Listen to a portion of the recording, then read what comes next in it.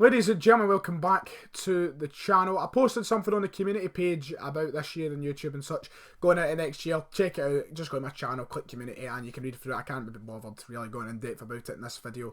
If you want to read into it, community on the channel, you'll see it there, you can read away at that. But a big week for Celtic. We're here to talk about today's game. It probably won't be a long video. The majority of content is going to be about the match on Saturday, starting tomorrow.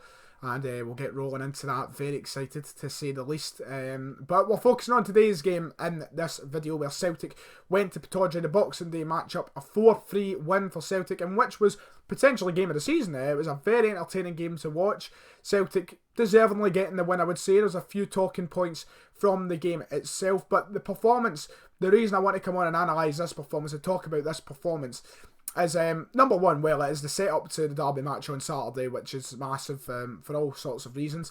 I mean, it's pretty much the first derby where we've seen a first and second side, Celtic and Rangers, separated by very few points. So that's the first sort of situation to it, why I wanted to talk about this match. The second situation was just the match quality itself. And it's the players. The third reason is the players, because some players today really proved that they still have a lot to do at Celtic, and some proving how pivotal they are to the Celtic side. Now, the player coming to mind, and you know what I'm talking about straight away when I made that first comment there, is Scott Sinclair. We'll get on to Scott Sinclair and other players in the match as the video goes on. We'll start with the general match itself. Celtic took an early 1-0 lead very quickly in the game. We then conceded a penalty. Aberdeen converted the penalty, making it 1-1 at half time. We then went up 2-1, you know, at about 15 minutes to go, and you're thinking to yourself, that's it, right now all we have to do is sit back, defend, don't do anything stupid, and we can see out this game with a 2-1 win. But no, we've done something stupid, and we gave away another penalty. It was never a penalty. God knows how they got it. Fair play, Aberdeen. He's got a wee penalty at us there. 2 penalties, actually. But you got that one somehow. The first one was most certainly a penalty. There was no doubt about that. But the second one, questionable. They converted that penalty also. And then at that point, you're thinking to yourself, well, that's it. We've dropped points today. We're going to go into the match on Saturday with a draw. Not the greatest amount of momentum. And then we went right up the park and scored. And then we went right up the park and scored again. It was 4-2, but then we conceded again, and the nerves were out. The fingernails were being bit by the majority of Celtic fans. It was a very entertaining game, 7 goals, and it's not usually like that when we go to Pittodrie. And I was very, very happy with the result and how we managed to see out and get that win towards the end of the game. We did concede stupidly towards the end, putting the nerves back onto us.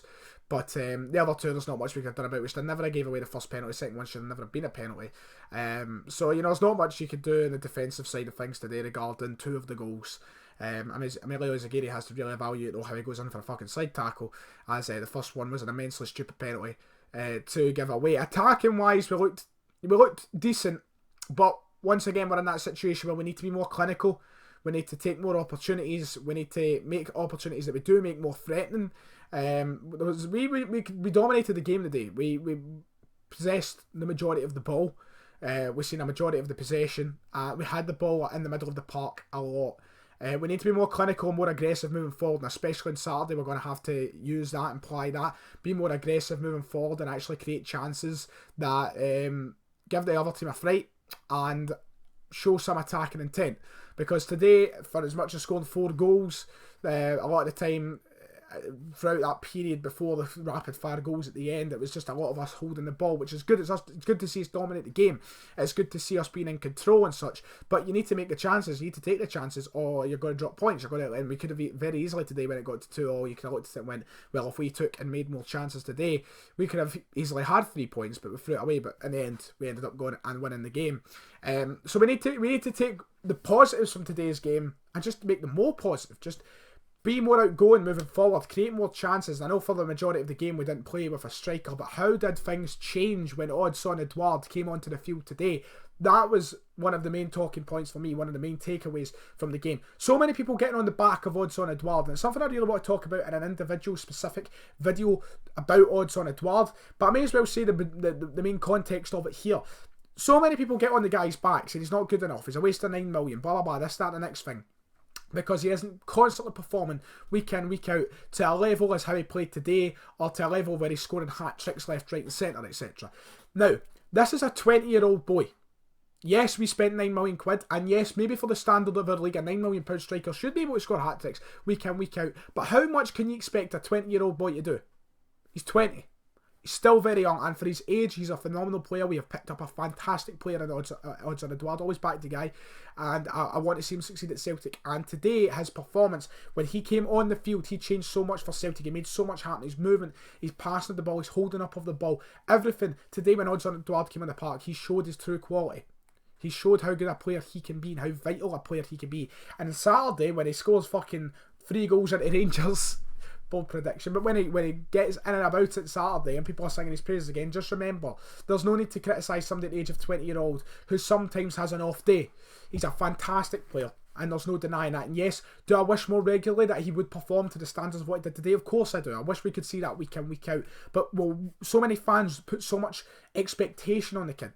I say the kid, he's fucking older than me. I'm 18, nearly 19. This cunt's 20. So many people put so much pressure on him to perform to that standard week in, week out. It's not going to happen for someone who's just 20-year-old breaking into first team football. So I think people have to be a bit easier on Edouard. Yes, he can look dead sometimes and it might look a bit lifeless and such, but we can't expect hat-tricks and such week in, week out from the guy. Fantastic performance from him today, though, alongside Scott Sinclair, who we've seen the absolute best of today, getting himself a hat-trick. That is something I thought I wouldn't be saying. For the last year and a half, I've been thinking to myself, will we ever see Sinclair score? Never mind a hat-trick. And today his performance was wonderful, and hopefully it does act as a kickstarter for the rest of the season for him moving forward. Because I don't want to be one of those games where I sit there and go, that's Sinclair back. And then 10 games later, you're like, Sinclair's fucking pissed, and he has been for the last 10 games. He needs to get on that sort of level consistently, because when he plays at that level consistently, he is the best player in Scotland. He's marvellous, and he showed that in his first season at Celtic. He's a wonderful player with bags of talent, and when he scores and when he's on fire like that, there's nothing any other team can do. Nothing. So he needs to play like that week in, week out, and hopefully we see that sort of performance from him on Saturday, because we need that liveliness, we need that flair, and it will be very vital to the performance and getting goals and creating goals. He was fantastic today. Hats off to Sinclair for putting in such a great performance. The performance from the team overall looked decent. Craig Gordon still looks dodgy at points, although I still like him as a goalkeeper, and I'll continuously say that. Izagiri looked weak at points. But apart from that, the rest of the team looks solid, and it's a nice basis to build on heading for the game on Saturday, which I like. We've built confidence. Rangers dropped points today also, which helps in our favour. But the performance today was good from Celtic. It puts us clear at the top of the table with a game in hand by 3 points, 4 points maybe, which is great. It's fantastic. And we are really hitting strides just now. Really big strides.